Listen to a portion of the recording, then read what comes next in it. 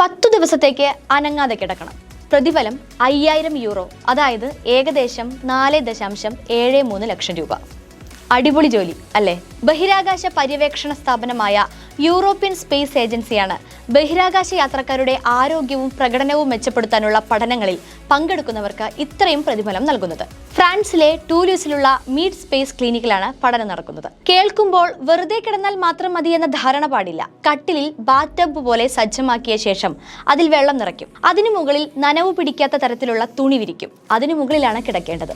ശരീരത്തിന് അനുഭവപ്പെടുന്ന ഭാരമില്ലായ്മ മുതലായ കാര്യങ്ങളെപ്പറ്റി പഠനം നടത്തുന്നതിനാണ് ഇങ്ങനെ കിടക്കയൊരുക്കുന്നത്. വിവാൽഡി എന്ന ഗവേഷണത്തിന്റെ അവസാന ഘട്ടമാണ് ഇപ്പോൾ നടക്കുന്നത്. അന്താരാഷ്ട്ര ബഹിരാകാശ നിലയത്തിൽ കഴിയുന്നതിന് സമാനമായ അവസ്ഥയാണ് ഇവിടെ പഠനത്തിനായി പുനഃസൃഷ്ടിച്ചിരിക്കുന്നത്. 10 വോളണ്ടിയർമാരാണ് പഠനത്തിന്റെ ഭാഗമായിരിക്കുന്നത്. വെള്ളത്തിൽ പൊങ്ങിക്കിടക്കുമ്പോൾ ഭക്ഷണം കഴിക്കുന്നതിന് ഒരു ബോർഡും തലയുയർത്തി വെക്കാൻ നെക്ക് പില്ലോയും ലഭിക്കും. കൂടാതെ മൊബൈൽ ഫോൺ കയ്യിൽ സൂക്ഷിക്കാനുള്ള അനുമതിയുമുണ്ട്.